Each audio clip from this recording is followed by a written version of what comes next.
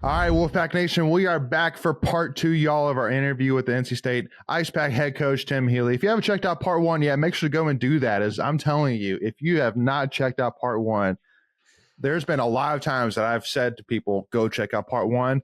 I have never been more adamant. Go check out part 1. You are missing out on this. We get to see your wardrobe change mid-episode too, right? So wardrobe change, that is magic, you know. That's right. No, hey, the power of the camera, coach, right? So but again, huge announcement there for sure. Make sure to go and check that out. But the biggest thing which I want to talk about, coach, is there's definitely been a lot of confusion, obviously, about this division change, being like, so wait, we're going to go compete against Boston College. Let's go, and Notre Dame, oh man, that's going to be awesome. But just explain it to me as if, again, I'm not really, as if I'm not really an IcePack fan. What does it mean in terms of, wait, we're Division I, but we're not going against Boston College and Notre Dame and those guys in the Frozen Four? Yeah. So, if you'll kind of indulge me for a second here, I think it would help if I gave kind of the layout of all of college hockey and kind of the rungs and the hierarchy and stuff like that. So, you obviously have, and I'm going to use round numbers. So these aren't exact numbers, just so it will help a little bit. So you have 60 NCAA Division I college hockey teams, and they range from the big schools and the household names, like you mentioned, Boston College in Minnesota. And then I think one of the cool parts about NCAA Division I college hockey is you kind of have these regional schools that were grandfathered in.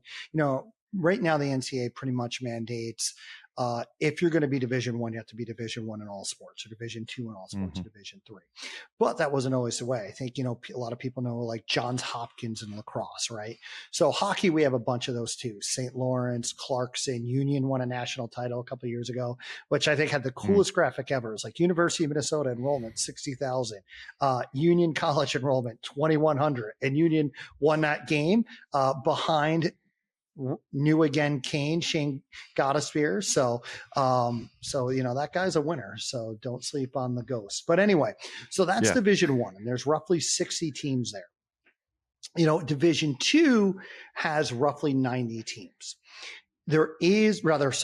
Division III. There is no Division II college hockey. So you have basically 150 NCAA teams, which is really small. One of the smallest. I mean, obviously some sports have gotten even smaller, but of the big four sports, it's far and away the smallest.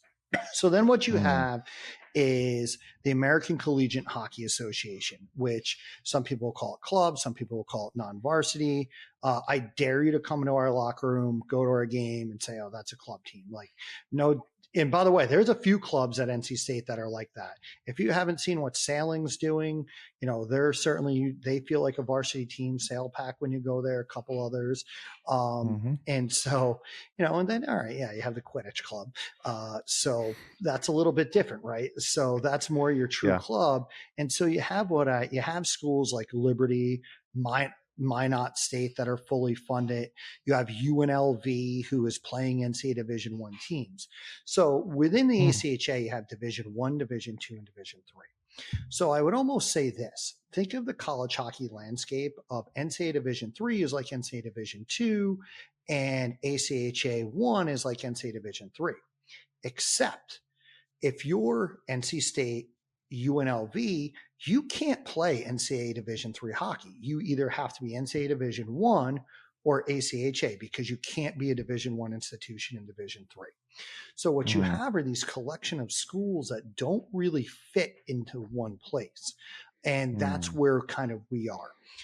Based upon our recruiting class last year, our recruiting class this year, we would beat a lot of NCAA Division III teams. So we've been ACHA Division II towards the top of that, regularly a top 20 team. After this season, we're going to move up to ACHA Division I. And here's what's really cool about ACHA Division I, other than it's the top classification of non-NCAA schools. I would say the top ACHA schools would beat a lot of D3 schools because we have more to offer, right? Like, with all due respect to some of the small schools in the Northeast, I love schools like Tufts and Middlebury, like NESCAC schools are great, but I'm not going to name some other schools that, don't have a strong academics. You don't get to tailgate on Saturdays. You're not a top 25 public institution. So literally every single person in our incoming class this year could play NCAA hockey, but they've looked at it and said, I'm going to have a better college experience and a better degree at NC State. So now here's the cool part. A lot of ACHA D1 schools are actually playing NCAA Division I schools. So, for example, Minot State, who won the title last year, they played Denver twice last year. UNLV is playing Denver, the reigning champion. I'm not going to say the school out of respect for them, but we actually have traded emails with an NCAA Division I school about the possibility of a game in 25-26. So it gives it really, I said in part one, my goal is to give NC State and Raleigh the best college hockey they can have, short of being an NCAA I program. To be an NCAA Division I program, it's funny. Some people, and I actually cringe when people talk about it because they're optimistic. I love it. I love the energy, but people don't. I mean, it's a $75 million to $100 million proposition, right? And if you're, NC State or UNC or anyone else, you're going to be squeamish about taking on another major Division I sport right now. There's, the lawsuits of what's going to happen with paying players. You have what our friends, not so friends, are doing down in Clemson and FSU, right? So there's all that uncertainty. So there's a lot to go around that. And the other thing too is you want it to be fully endowed. You look at what Penn State is. Penn State literally has the Zamboni driver endowed. Basketball is still king in this state. So we have to be careful to make sure it's endowed, so you don't have some state senator out in the sandhills that doesn't know the difference between a hockey puck and a soccer ball. If you have a state budget crunch, that they're not coming for the hockey program or something like that. So it's important to have it endowed, fund it correctly. So that's a long way off. Yeah. Coming back to it. So ACHA Division I is the way we can give our fans, the highest level of college hockey, short of being an NCAA Division I team. Okay. So, because when I read it, the team that from the ACHA, they had said that there was basically some guidelines that had to be met from these ACCHL schools in order to be a part of it. And so who was involved from the NC State side in these conversations with the ACHA? Was it only yourself or was there other people from NC State? So, we're an independent 501c3. So we do work underneath the director of club sports, but for the most part, it's us, our conference commissioner, Mike Wally, so we've, truth be told, NC State has been I've been looking at going Division I for a while, but there are certain things I wanted to make sure we had in place before we did to be successful. Right. And, part of it was, how many times have you turned your roster over and you're still competitive?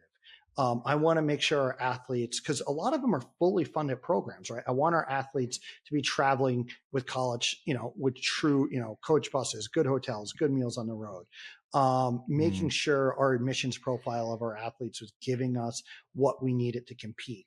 And we had all those things. And then the other thing is there's a real appetite for the ACHA moving Division I into the Southeast. There's only one Division I team in the Southeast, Liberty. So they, moving almost like expanding in that territory. When Gary Bettman took the NHL South. By the way, it's comical to me that people boo Gary Bettman in places like Florida, Tampa, Carolina. There is no NHL hockey in these places without Gary Bettman. But anyway, so the ACHA is kind of having that. So you have all this going on.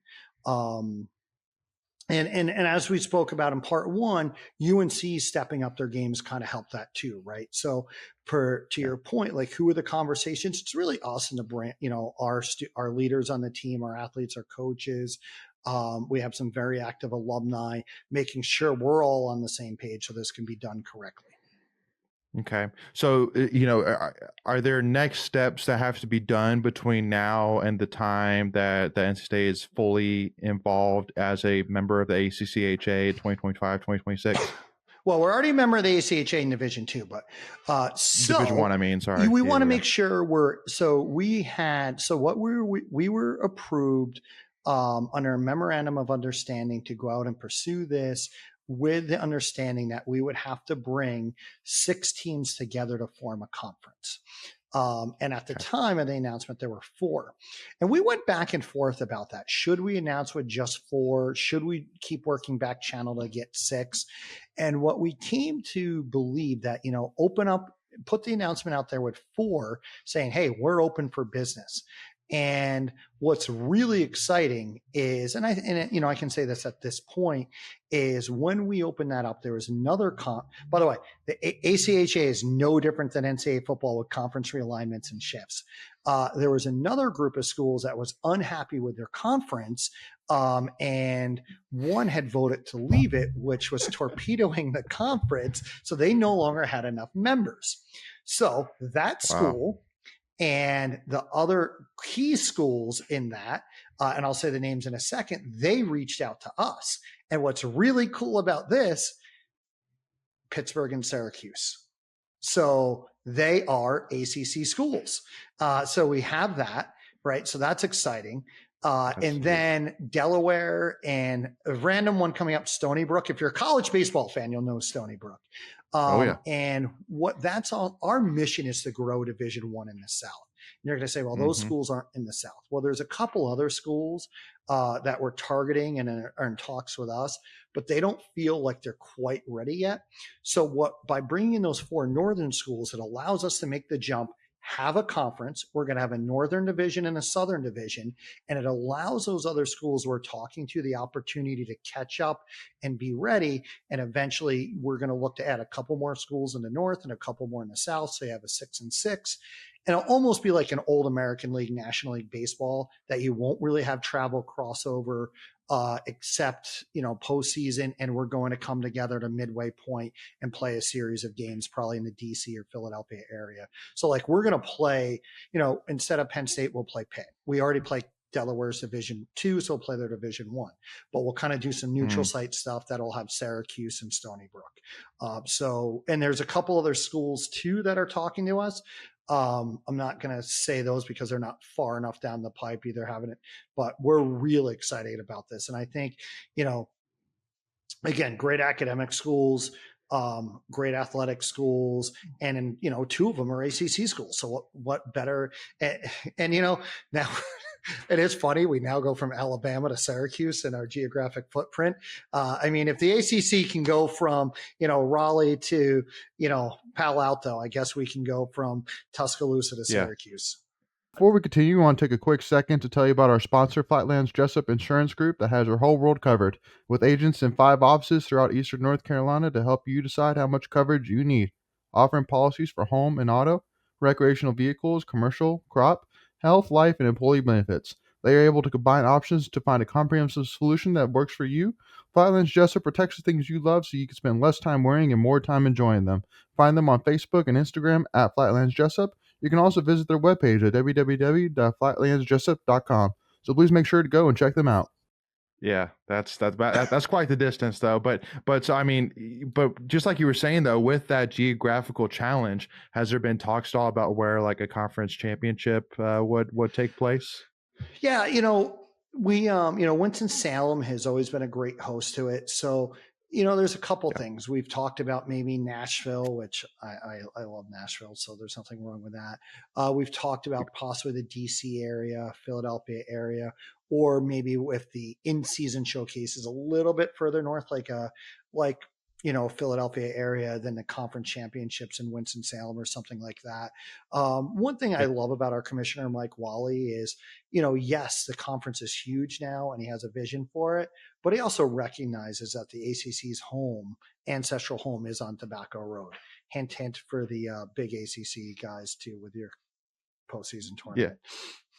Yeah. Although DC was good to us this year in basketball, so we can't complain there. No, that's true. That's a great point. Yeah, no, we NC State fans will shed a tear when driving through the Capitol now going forward. To me, it gets weird when it goes like Brooklyn. That's when it's a bridge too far for me.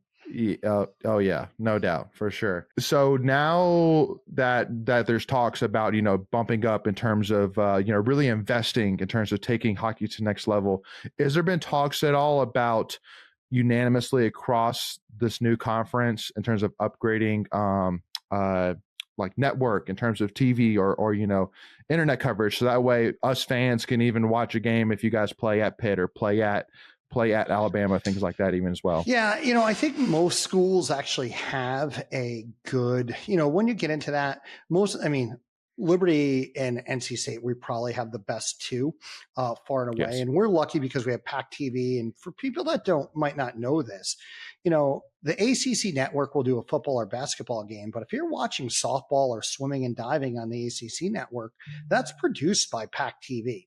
So we're lucky in that way. I can't really speak to what the streaming is for the other schools going into it. I know that Syracuse and Pitt do a really good job. I can't speak to Stony Brook. Delaware, with James Witherite, has a great broadcast. To be honest with you, we're spoiled. I mean, our broadcast, well, I made an announcement on the last one. I'm not sure we will be ready with the contracts by September 6th, but our Man. games, still produced by Pack TV, will be moving to ESPN Plus. Wow. So that's big time there too. So still working through the contract stuff, but that's side note. If you would like to advertise, we do get some commercial space. So if you're listening out there, you want to get your message out on ESPN Plus, support the Pack. Maybe it's your company, insert company X, ad read, power play, IcePack power play, some commercial stuff. So come on down. Yeah. Well, I'm telling you, Coach, I'm planting the flag that, yes, there is no doubt that your tenure as the head coach has been by far the biggest changes within this program. By far.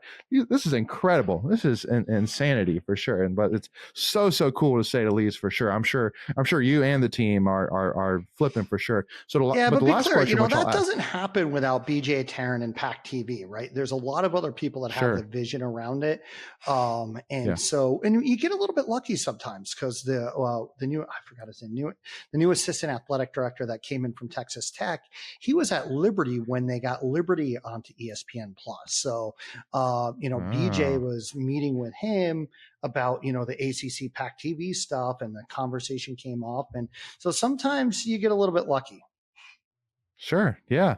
Well, listen, hey, talking about getting a little bit lucky, hopefully we won't need it this year with NC State football. Hopefully luck can not be a part of, like obviously, yes, luck is always a part of it, but hopefully we're not winning games this year because of luck. Hopefully we're good enough this year that we can, and the schedule lines up nice enough that we can just take a hold of it and go win the daggone ACC championship and ride this huge red wave. That is just, I think, helping propel NC State football right now. So, I mean, and I want to ask you too, Coach, one of the biggest things I just can't rave enough about what Dave doing right now is the culture he's built. And I know you know a lot about this, being, in locker rooms, being a part of coaching staff, that, culture is so big. And honestly, I don't think it's talked about enough. But can you talk to me a little bit about, from a coaching side, do you look at Dave Gorin and kind of appreciate him from a different angle, being that you're a head coach of a team as well? What I love about Coach Doran, by the way, is a big hockey fan too. And there are IcePack jerseys in the Doran household. What I love about Dave Doran is he understands the assignment, right? So one, he gets NC State. You look at some of the comments, even the red Solo cup and the cigar, right? Like that gets guys to want to play for him. But if you look at off the field, right? You look at, say, Arkansas, which has, and I'm actually a Razorbacks fan. I have family in Arkansas for a long time, right? Their game notes was also the police blotter in the Fayetteville Times, right?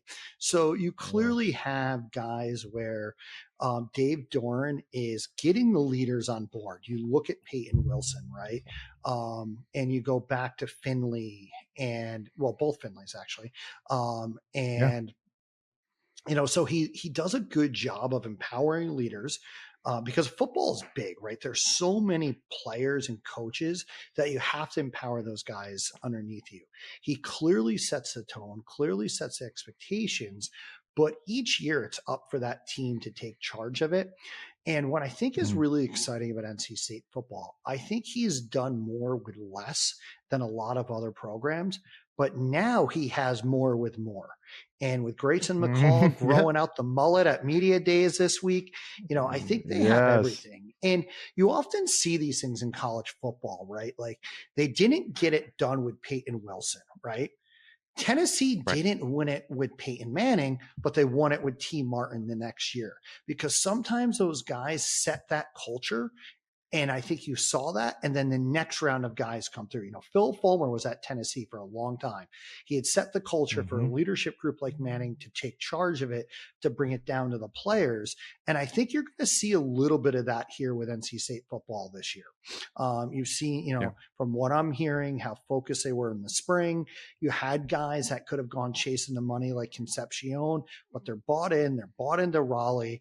You see that they have the number one quarterback recruit in the class of 2026 coming in next week. I even saw a great quote where somebody said, hey, you're talking about all this conference stuff, and NC State is way more SEC than people want to give it credit to. And I actually have some SEC family roots, and that's what I talk about all the time. It's not the teetotalers up the road in Chapel Hill that they don't have an SEC football mentality. That's been demonstrated time and time again. But, they definitely have it down in Raleigh on game days. It's a great atmosphere. Yeah.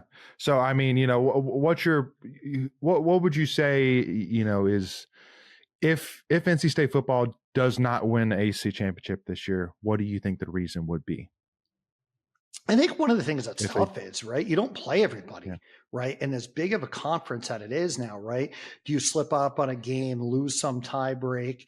I don't think, it's weird in that, okay, Clemson doesn't take transfers. That's well documented, but you don't really know what every team has, or almost every team is almost a new entity every year now. So you don't know how they're going to gel. You don't know what that magic that they might capture, right? That magic in a bottle. So I think if they don't, and there's always injuries. It's football, right? So, do they lose a game and lose out on some tiebreak of getting to the championship game because it's a 17-team conference? Does another team create some magic based upon their transfers and chemistry? So I think it's harder, but I think, that's where I think the measure of the success could be to them is actually getting to the college football playoff this year, right? Because 12 teams get to that. 10-2, 11-1 certainly should get you there. You could get 11-1 and not end up in your conference championship game this year, depending upon tie breaks. By the way, don't sleep on SMU, right? Like they're, it's funny when I saw the conference expansion and it was like Cal and Sanford. Look, SMU was the master of NIL when it wasn't legal in the 80s. I want to see what was it that Eric Dickerson had a Trans Am. I think they should just be parking out a gold Trans Am in front of every game now because they were the masters of NIL before it was a thing. So watch out. Yeah, no, 100%. Yeah, it should be a great season for sure. But you think we could get it done, Coach, this year? You think this is the year we finally get this thing done? I think so for sure. Yeah, absolutely. I'm looking forward to it. I can't get to too many games of my hockey schedule, but I'm looking forward to it for sure. What player would you say you're most excited to watch? I think Concepcion. I just think he is such a beast. I love that guy. Yeah, absolutely. Well, Coach, first of all, thank you so much again for your time. Really do appreciate it. This has been awesome. I think it's been, again, first of all, appreciate you as well, sharing some awesome announcements and, super, super excited about this season, seeing this team, this schedule, which by the way, first game is going to be September 7th versus High Point, y'all. So once again, y'all make sure go get your season tickets. Go ahead, Coach. I got one actually. We're talking about football. The team that I am most excited for this year, NC State men's soccer. You had Coach Hubbard on. I don't think people, if you're a diehard soccer fan, you know what he can do. If you're a casual fan, this guy, there is not a lot of homegrown soccer talent in the state of New Hampshire. I know that's shocking to people. It's more homegrown maple syrup trees. But this guy is the real deal. He's made them a perennial national power. go to an NC State soccer game this year. They're going to be awesome. I could not agree more. Could not agree more. And what a better time at NC State for sure to be an NC State fan, right? So, but again, Coach, appreciate your time for sure. And again, so excited again, September 7th versus High Point. It's going to be a great season for sure. And looking forward to that outdoor game. It's going to be phenomenal for sure. So excited. But any final words, Coach, before we wrap this up? No, as always, go Pack, get out to all of our Pack sports, and definitely remember, we need all the support we can get because our guys are doing it on their own. That's right. So make sure, again, y'all go to the Red and White store, get your IcePack jerseys for sure. And also too, y'all, again, if you haven't given them a follow already at NC State Hockey on Twitter and all social media, make sure you go give them a follow. And also too, if you have any questions, check out their website as well, ncstatehockey.com, or sorry, IcePackHockey.com. Make sure you go and check it out, y'all.